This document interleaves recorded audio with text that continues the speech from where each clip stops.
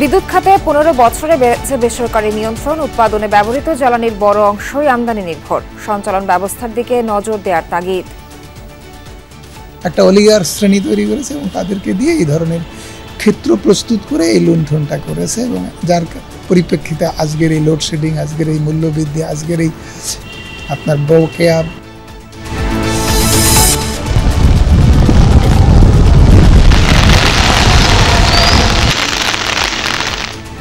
নিম্নচাপের প্রভাবে দেশ জুড়ে দমকা হাওয়া সহ বৃষ্টি। কক্সবাজারের নিচু এলাকায় জলাবদ্ধতা। ট্রলার সহ নিখোঁজ শতাধিক জেলে। বিকেলে ঢাকায় আসছেন ডোনাল্ড লু। এরই মধ্যে পৌঁছেছে অর্থ দপ্তরের সহকারী আন্ডার সেক্রেটারি ব্রেন্ট নেইম্যান।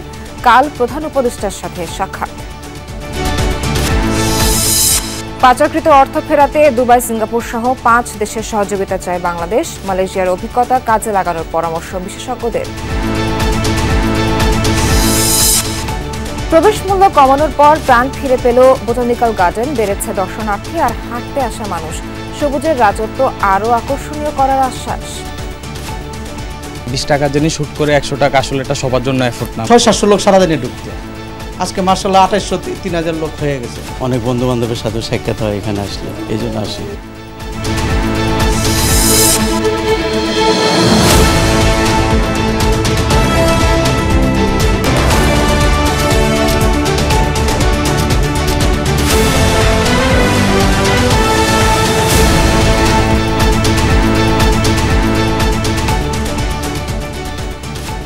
দেখছিলেন শিরোনামগুলো। এছাড়াও দেশ বিদেশের আরো খবর নিয়ে দুপুরে বাংলাদেশে আপনাদের সঙ্গে আছি আমি নাবিলা সোহার। দেশের বিদ্যুৎ খাতে বেড়েছে বেসরকারি নিয়ন্ত্রণ। উৎপাদনে ব্যবহৃত জ্বালানির বড় অংশ আমদানি নির্ভর। আওয়ামী লীগের 15 বছর মূল্যায়ন করে বিশ্লেষকরা বলছেন, গৃহীত পাওয়ার সেক্টর মাস্টার প্ল্যান বাস্তবায়ন করতে পারেনি বিগত সরকার। ফলে বড় ধরনের আর্থিক ক্ষতি নয়, এ খাতে সুশাসনও প্রতিষ্ঠা করা যায়নি। গেল 1.5 দশকে আগের চেয়ে কয়েক গুণ বেড়েছে বিদ্যুতের উৎপাদন। তৈরি হয়েছে বেশ কয়েকটি মেগা প্রকল্প, যেমন বাংলাদেশ ও চীনের যৌথ উদ্যোগে বাস্তবায়িত হয়েছে পায়রা তাপবিদ্যুৎ কেন্দ্র। ইন্দোনেশিয়া থেকে আমদানি করা কয়লা দিয়ে এখান থেকে মেলে 1200 মেগাওয়াট বিদ্যুৎ।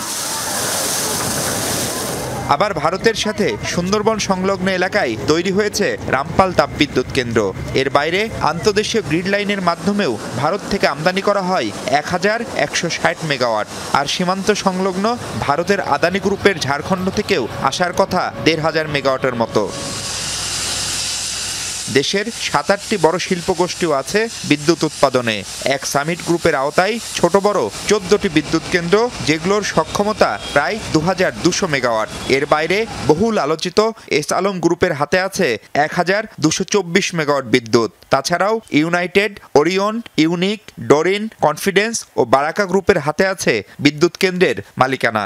দলগতভাবে একটা গোষ্ঠী তৈরি করেছে এবং তাদের দিয়ে একটা অলিগার শ্রেণী তৈরি করেছে এবং তাদেরকে দিয়ে এই ধরনের ক্ষেত্র প্রস্তুত করে এই লুণ্ঠনটা করেছে এবং যার পরিপ্রেক্ষিতে আজকের এই লোডশেডিং, আজকের এই মূল্যবৃদ্ধি, আজকের এই আপনার বকেয়া বিল পরিশোধ না করার অক্ষমতা। বিদ্যুতের দাম গত 15 বছরে কত শতাংশ বেড়েছে, এইটার দিকে তাকালে এটা তো কোনো স্বাভাবিক ঘটনা না। এবং এটা হচ্ছে এই যে সামগ্রিক একটা দুর্নীতি এবং একটা মানে ইভেল একটা সম্পর্ক, এখানে রাজত্ব, এখানে সম্পর্কে এখানে স্থাপিত হয়েছিল, তারই ভারটা কিন্তু আমাদের এখানে বহন করতে হচ্ছে। বেসরকারি খাতের পাশাপাশি বিদ্যুতে আমদানি নির্ভরশীলতাকে মরার উপর খাড়ার ঘা হিসেবে দেখছেন বিশেষজ্ঞরা। পরামর্শ, আগের সব চুক্তি পরীক্ষা নিরীক্ষার পাশাপাশি টেকসই ব্যবস্থাপনা গড়ে তোলা। বিদ্যুৎ আমদানি এবং জ্বালানি আমদানি দুটোই আমাদেরকে করতে হবে। কথা হচ্ছে যে কি শর্তে আমরা করব, কিভাবে করব। বিদ্যুতের জন্য যেভাবে এককভাবে ভারতের উপর নির্ভর করা হয়েছে, এই নির্ভরতা তো আত্মঘাতী। আমাদের কাছে এটা অবাক লেগেছে যে সম্ভাব্য গ্যাস থাকবার পরেও এটিকে না এক্সপ্লোর করে কেন আমরা অন্তত এলএনজি আমদানির দিকে গেলাম, এটি আসলে সুযোগ ছিল না। সেই সাথে সঞ্চালন ব্যবস্থার দিকে দ্রুত নজর দিতে কার্যকর উদ্যোগ গ্রহণ ও তা বাস্তবায়নে অন্তর্বর্তী সরকারকে তাগিদ দিচ্ছেন তারা। মাহফুজ মিশু, যমুনা নিউজ, ঢাকা।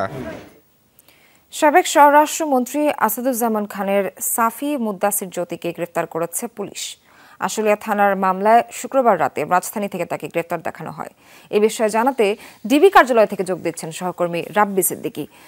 রাব্বি, জানতে চাই, জ্যোতিকে গ্রেফতারের বিষয়ে আপনার কাছে কি তথ্য আছে? ঠিক কখন নাগাদ তাকে আদালতে তোলা হতে পারে?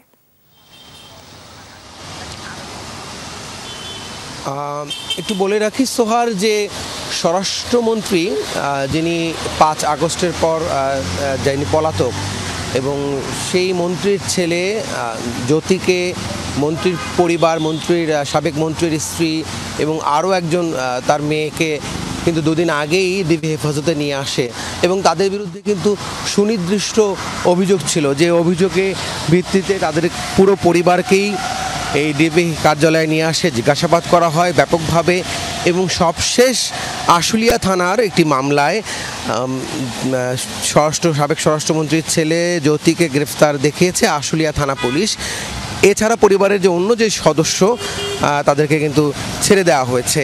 ডিবি কার্যালয় থেকে বলা হয়েছে যে আশুলিয়া থানার মামলায় তাকে গ্রেফতার দেখানো হয়েছে এবং তাকে রিমান্ড চাওয়া হবে, এবং আশুলিয়া থানা পুলিশ আজকে সন্ধ্যা নাগাদ আদালতে সোপর্দ করবে এবং রিমান্ড চাইবে।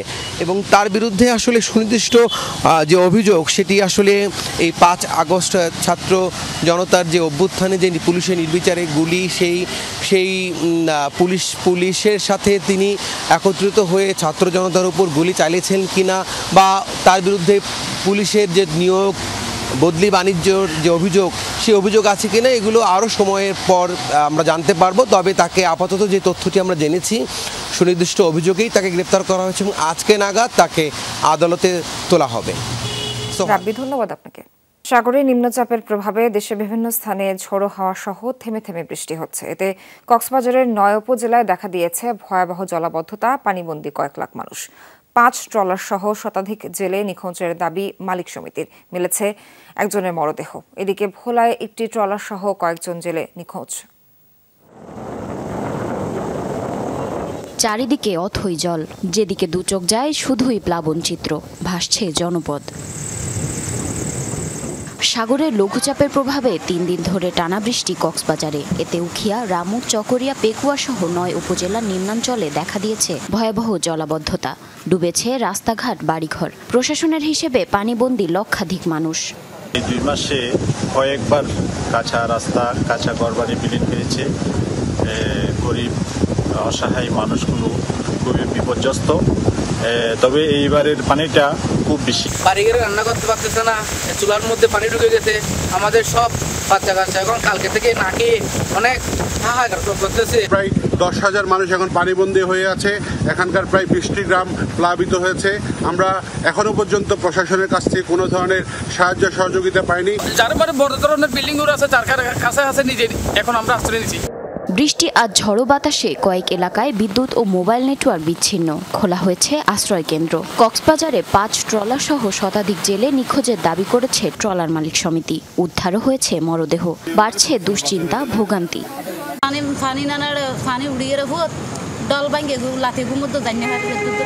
তিন দিন পর্যন্ত আমরা চলাফেরা করতে অনেক কষ্ট হয়েছে। এত যুগে পানি, অনেক বৃষ্টি, পানিগুলো ভাই কোনো দিকে যাইবার কোনো ফোন নাই। চট্টগ্রাম সহ কয়েকটি স্থানেও থেমে থেমে বৃষ্টি হয়েছে। এতে নিচু এলাকায় দেখা দেয় জলাবদ্ধতা। ভোগান্তিতে পড়েন কর্মজীবীরা। সমুদ্র উত্তাল থাকায় উপকূলে জেলেরা তীরে ফিরেছেন। সমুদ্র ও নৌবন্দরগুলোতে জারি আছে সতর্কতা। জারিন অর্নি, যমুনা নিউজ। এদিকে নিম্নচাপের প্রভাবে রাজধানীতেও হচ্ছে বৃষ্টি। এই বৃষ্টি অব্যাহত থাকবে আগামীকাল পর্যন্ত। সকালে আবহাওয়া বিষয়ক এক ব্রিফিংয়ে এসব তথ্য জানানো হয়। চলতি মাসে ঘূর্ণিঝড়ের কোনো আশঙ্কা নেই বলেও জানান আবহাওয়া কর্মকর্তা। সেই সাথে চলতি মাসে আরও 2টি লঘু চাপের আভাসও দেওয়া হয়েছে। এদিকে গতকাল মধ্যরাত থেকে শুরু হওয়া এই বৃষ্টিতে জনজীবন কিছুটা বিপর্যস্ত। সাপ্তাহিক ছুটির দিন হলেও নিম্ন আয়ের খেটে খাওয়া মানুষের দুর্ভোগ বেড়েছে। শহরে বের হওয়া গাড়ির চাপ অনেক কম। গণপরিবহনে যাত্রী সংখ্যাও কম দেখা যায়।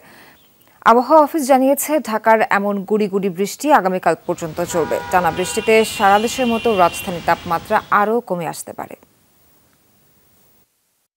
অতিরিক্ত বর্ষার কারণে জনজীবনে একটা দুর্বিষহ, রাস্তাঘাটে অফিস আদালতে যেমন আমরা একটা অফিসে পথ দিয়েছি, যাইতে পারতেছি না, বসে আছি আমরা, যাত্রী নাই রাস্তায়। বৃষ্টির কারণে লোকজন কম বের হয়েছে, সেই জন্য ক্যাব একটু কম। আমরা আশা করছি আগামীকাল থেকে বৃষ্টি অনেকটা কমে যাবে এবং পরশুদিন থেকে মোটামুটি সারা দেশে বৃষ্টি অনেকটা ড্রাই আউট হয়ে যাবে। প্রায় খুবই কম বৃষ্টির সম্ভাবনা আছে পরশুদিন। তবে যেটা হচ্ছে গতকাল যে স্থল নিম্নচাপ দেশের দক্ষিণ অঞ্চল ছিল, এটা আরও ইন্টেন্সিফাই হয়ে আজকে স্থল গভীর নিম্নচাপ হিসাবে এটা যশোর এবং তার আশেপাশে এলাকায় অবস্থান করছে।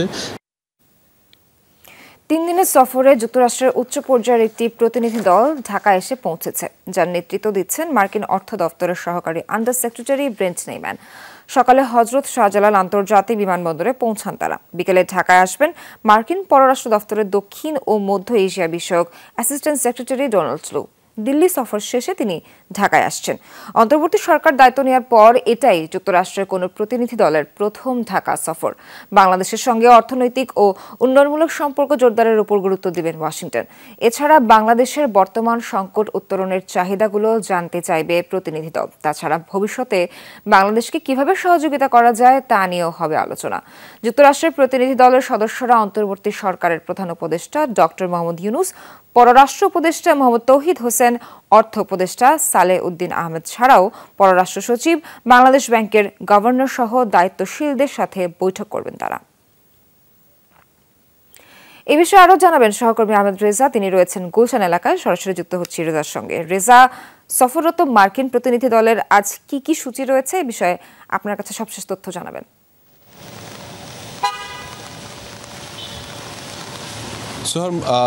সোহার 6 সদস্যের মূলত মার্কিন প্রতিনিধি দল ঢাকায় আসবে এবং তারা আসলে 3টি ভাগে ভাগ হয়ে ঢাকায় আসা শুরু করেছে এবং মূলত সকালে ব্রেন্ট নেইম্যান, যার কথা বলছিলেন আসলে, তার নেতৃত্বে তিনি সকালবেলা পৌঁছেছেন এবং ঠিক কিছুক্ষণ আগে অঞ্জলি কর, যিনি ইউএসএইডের দক্ষিণ এশিয়া বিষয়ক সহকারী, তিনি আসলে একটু আগেই পৌঁছেছেন এবং বিকেলে ডোনাল্ড লু অর্থাৎ 3:30টার দিকে তিনি আসলে পৌঁছাবেন। ফলে 3টি ভাগে 6 সদস্যের প্রতিনিধি দল এখানে পৌঁছেছেন এবং ব্রেন্ট নেইম্যান মূলত যে যুক্তরাষ্ট্রের যিনি এখানে নিযুক্ত রয়েছেন, অর্থাৎ ঢাকায় নিযুক্ত মার্কিন রাষ্ট্রদূত, তার বাসায় যেই বৈঠকটি, সেখানে আসলে এখন একটি বৈঠক হচ্ছে এবং সেখানে মূলত যে বাংলাদেশের ব্যবসায়িক প্রতিনিধি যারা রয়েছেন তাদের সাথে একটি বৈঠক চলছে এবং সেখানে ব্যবসায়িক বিভিন্ন খাতের, বিশেষ করে ব্যাংকিং সেক্টর থেকে আরও বেশ কয়েকটি খাতের যারা প্রতিনিধি রয়েছেন তারা কিন্তু সেখানে এসে উপস্থিত হয়েছেন এবং তাদের সাথে একটি বৈঠক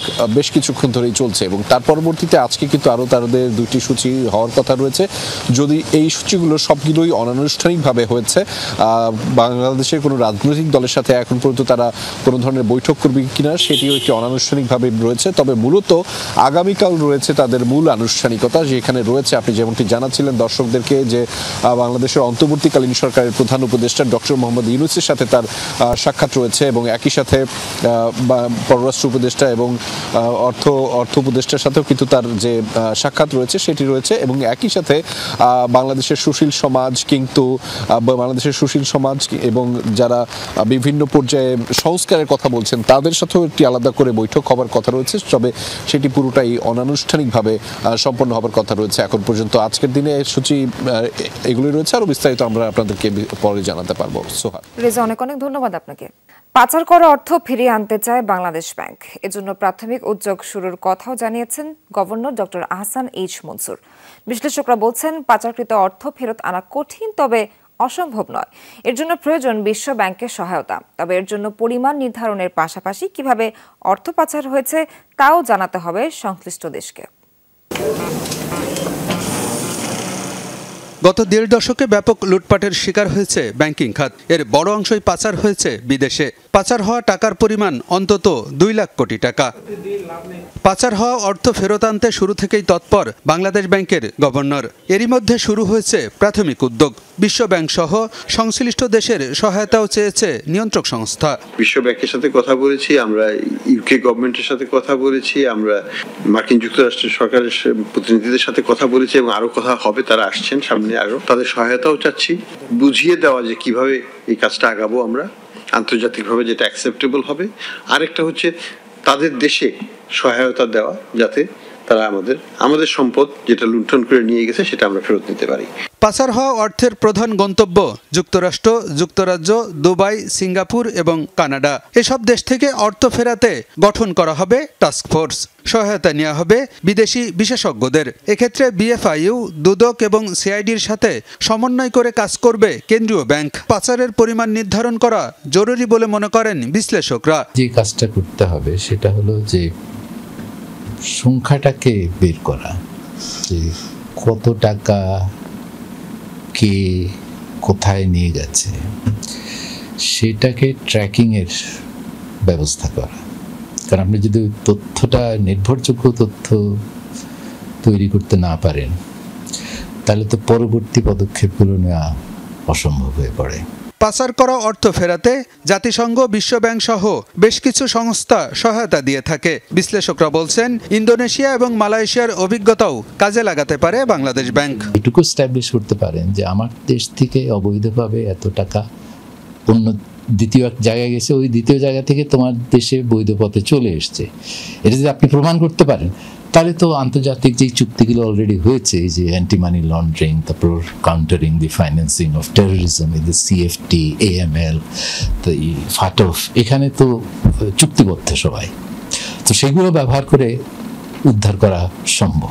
সংশ্লিষ্ট দেশের সহায়তা পেলে বাংলাদেশ থেকে পাচার করা অর্থ ফেরত আনা সম্ভব হবে বলে মনে করেন বিশ্লেষকরা। আলমগীর হোসেন, যমুনা নিউজ, ঢাকা। জামালপুরে একটি বেসরকারি বিশ্ববিদ্যালয়কে ঢাল বানিয়ে জমি দখলের অভিযোগ উঠেছে আওয়ামী লীগের সাংগঠনিক সম্পাদক মির্জা আজমের বিরুদ্ধে। অত্যাচার করে ব্রহ্মপুত্র নদের চরের কয়েকশো পরিবারকে উচ্ছেদ করা হয়। বিশ্ববিদ্যালয়ের স্থায়ী ক্যাম্পাস করার অজুহাতে একটি পার্ক নির্মাণ আর জমির ব্যবসা করার পরিকল্পনা ছিল মির্জা আজম ও তার সহযোগীদের। সরকারি টাকায় সীমানা প্রাচীর ও সেতু নির্মাণ করা হয়। সাগর ফরাজের অনুসন্ধানী প্রতিবেদনের দ্বিতীয়টি আছে।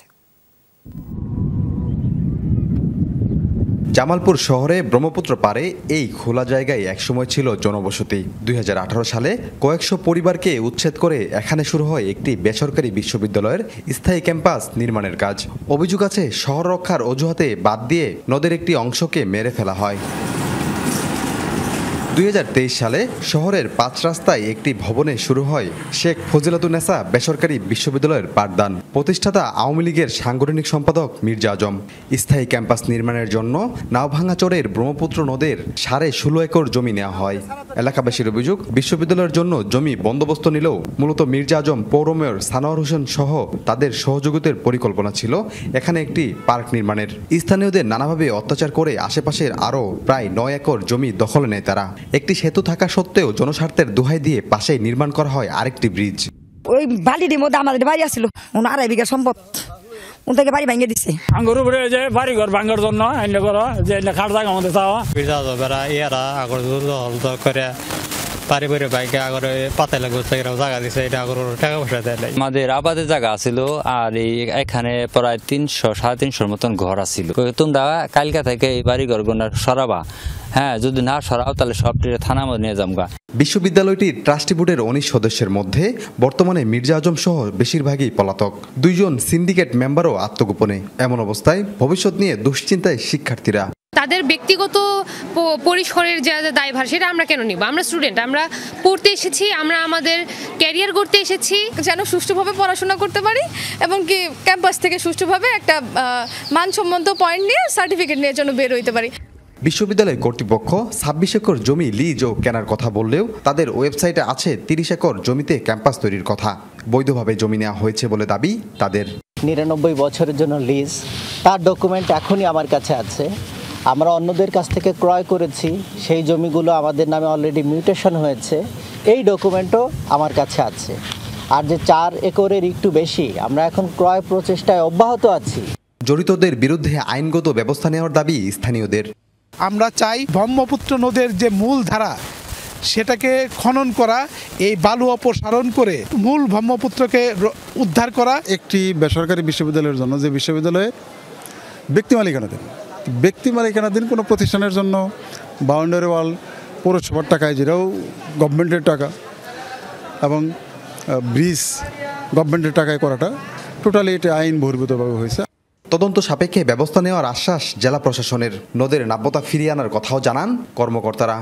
অবৈধ দখলদারের কবলে পড়ে যারা জমি হারিয়েছে বললে আপনারা অভিযোগ করছেন, তারা যদি আমাদের কাছে লিখিত অভিযোগ দেয় সেই বিষয়টি আমরা তদন্ত করে দেখব। 8,31,00,000 টাকা ব্যয়ে পৌর পার্কের নামে নাওভাঙ্গা গ্রামে প্রায় 1,500 মিটার সীমানা প্রাচীর নির্মাণ করেছে পৌরসভা। এর ভেতরে বিশ্ববিদ্যালয়ের জমিও আছে। সাগর ফরাজি, যমুনা নিউজ, জামালপুর।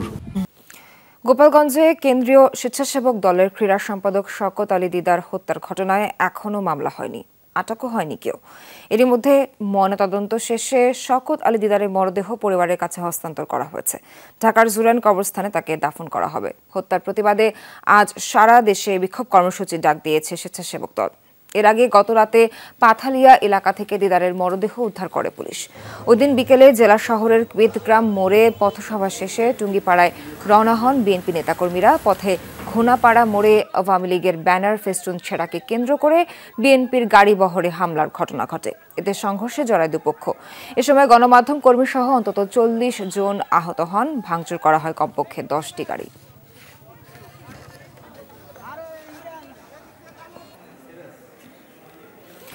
এ বিষয়ে আরও জানাতে যুক্ত হচ্ছেন সহকর্মী মোজাম্মেল হোসেন মুন্না। হামলা হত্যার ঘটনায় স্বেচ্ছাসেবক দলের যে প্রতিবাদ কর্মসূচি শুরু হওয়ার কথা সেটা কি শুরু হয়েছে কিনা এবং কর্মসূচিতে কি কি থাকতে পারে সে বিষয়ে কিছু জানতে পারলেন কিনা? আপনি জানেন যে গতকাল গোপালগঞ্জে স্বেচ্ছাসেবক দলের সভাপতি, কেন্দ্রীয় সভাপতি, তিনি গোপালগঞ্জ শহরে মিটিং করে পথসভা করে তিনি টুঙ্গিপাড়া যাওয়ার পথে গোপালগঞ্জের ঘোনাপাড়া মোড়ে হামলার শিকার হন এবং সেখানে এক পর্যায়ে আওয়ামী লীগের নেতাকর্মীদের সাথে সংঘর্ষ, হামলার ঘটনা ঘটে। সেই ঘটনায় কিন্তু স্বেচ্ছাসেবক দলের ক্রীড়া সম্পাদক তিনি কিন্তু নিহত হন। এই ঘটনার পর থেকে কিন্তু গোপালগঞ্জে কিছুটা থমথমে ভাব বিরাজ করছে। বিশেষ করে ঘোনাপাড়া এলাকায় অনেকেই কিন্তু বাড়ি ছাড়া হয়েছে ভয়ে। ইতিমধ্যে এখন পর্যন্ত কিন্তু থানায় মামলা হয়নি। আমি নিহতের স্ত্রী এবং শ্বশুরের সাথে কথা বলেছি। তারা কিন্তু আধা ঘন্টা আগেই তারা লাশ নিয়ে ঢাকার দিকে রওনা হয়েছে। তারা যেটি বলেছেন যে লাশ জুরাইনে নিয়ে যাওয়া হবে এবং সেখানে জুরাইন যে ইয়া আছে, কবরস্থান আছে, সেখানে তাকে স্থাপন করা হবে। আর স্থানীয় নেতাকর্মীদের সাথে আমি কথা বলেছি যে তাদের যে কর্মসূচি, সেই কর্মসূচির স্থানীয় নেতাকর্মীদের সাথে আমি কথা বলেছি যে তাদের যে কর্মসূচি, সেই কর্মসূচির বিষয়ে তারা বললো যে আমরা এই মুহূর্তে লাশ নিয়ে আসলে ইয়ে করছি। আমরা এখনো সময় নির্ধারণ করিনি যে কখন আমরা আন্দোলন সংগ্রাম করব, তবে আমাদের কর্মসূচি বিকাল নাগাদ হবে। আন্দোলন কখন শুরু করবে সেটা এখনো ঠিকভাবে জানা যায়নি। ধন্যবাদ আপনাকে। বোটানিক্যাল গার্ডেনে যেতে এখন আর কারো দ্বিধা নেই। সবুজের রাজ্যে হারাতে ভাবতে হচ্ছে না খরচার কথা। টিকিটের দাম 20 থেকে 100 টাকা করার পর অনেকে মুখ ফিরিয়ে নিয়েছিলেন। শুক্রবার বিকেল থেকে আবারও এই উদ্যানে বেড়েছে ভিড়, কেননা প্রবেশ মূল্য 70 টাকা থেকে কমিয়ে করা হয়েছে 30। বন ও পরিবেশ মন্ত্রণালয় এ সংক্রান্ত প্রজ্ঞাপন জারির পর দর্শনার্থীর সংখ্যা বেড়েছে 3 থেকে 4 গুণ। বোটানিক্যাল গার্ডেন ঘুরে এসে জানাচ্ছেন সহকর্মী ভাস্কর ভাদুরী, ছবি তুলেছেন রাকিবুল ইসলাম।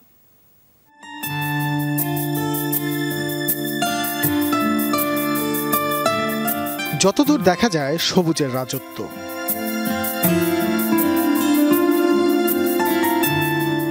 মাঝে মাঝে সেই সবুজ পাতার ফাঁক গলে আকাশের দেখা মেলাও ভাব। পাখির কিচিরমিচিরে একখণ্ড সবুজের জন্য অভুক্ত নগরবাসীর কাছে এ এক বিলাসিতা বৈকি। মিরপুরের শেষ প্রান্তে এই বোটানিক্যাল গার্ডেন। 215 একর জমি জুড়ে এই উদ্যানে আছে 80,000-এরও বেশি উদ্ভিদ। জাতীয় এই উদ্যানে জলাশয় 7টি, যেগুলোর চারপাশ জুড়ে ঠায় দাঁড়িয়ে ইউক্যালিপটাস, দেবদারু, গর্জন কিংবা আকাশমণি ও কৃষ্ণচূড়া গাছ। শুধু তাই নয়, বোটানিক্যাল গার্ডেনের 3.5 একর জায়গা জুড়ে রয়েছে গোলাপ বাগান, যেখানে শীতকালে দেখা মিলবে 200-রও বেশি প্রজাতির গোলাপ। নগরবাসীর অন্যতম পছন্দের এই স্থানটিকে আরও আকর্ষণীয় করে গড়ে তোলার পরিকল্পনার কথা জানান পরিচালক। বুধবার বন ও পরিবেশ মন্ত্রণালয় থেকে টিকিটের মূল্য 30 টাকা নির্ধারণের পর পাওয়া গেছে অভাবনীয় সাড়া। একবার এটা 100 টাকা করা সেটা কিন্তু আমি যখন নিজেকে যখন একটা সাধারণ মানুষের জায়গা থেকেও চিন্তা করছি, তখন আমার কাছেও জিনিসটা কি নাই, অ্যাকসেপ্টেড নয়। তো কারণ আপনি 5 গুণ পরিমাণ রেভিনিউ এখানে মানুষের উপর বাড়িয়ে দিয়েছেন। তো আমাদের দেশের মানুষ এখনও এতটা ধনী হয়নি যে তারা কি ইকোসিস্টেম সার্ভিস নেবে বা এখানে এসে ঘুরবে, একটু এটার জন্য এত পেমেন্ট করবে। তো আমি তখন থেকেই কি আমি এটার জন্য খুব ইফোর্ট দিচ্ছিলাম, আমার ডিপার্টমেন্ট এটার জন্য ইফোর্ট দিচ্ছে। টিকিটের দাম বাড়ানোর পর পার্কে লোক সমাগম নেমে এসেছিল অর্ধেকে। উদ্যানে যারা নিয়মিত হাঁটতে অথবা ব্যায়াম করতে আসেন, নতুন মূল্যে তাদের মুখেও এখন হাসি। যাতায়াত কমাই দিছিলাম, কারণ এত যে 100 টাকা 20 টাকা জন্য শ্যুট করে 100 টাকা আসলে এটা সবার জন্য এফোর্ট না, আমরা স্টুডেন্ট মানুষ। আর এই জায়গার মধ্যে আমরা ঘুরতে আসি, কারণ ঢাকার মধ্যে যে যানজটটা, এটা আসলে এটা থেকে মুক্তি বা একটু রিলিজ হওয়ার জন্য আমরা এই জায়গাটাকে মানে প্রেফার করি আর কি, যারা কাছে আসি।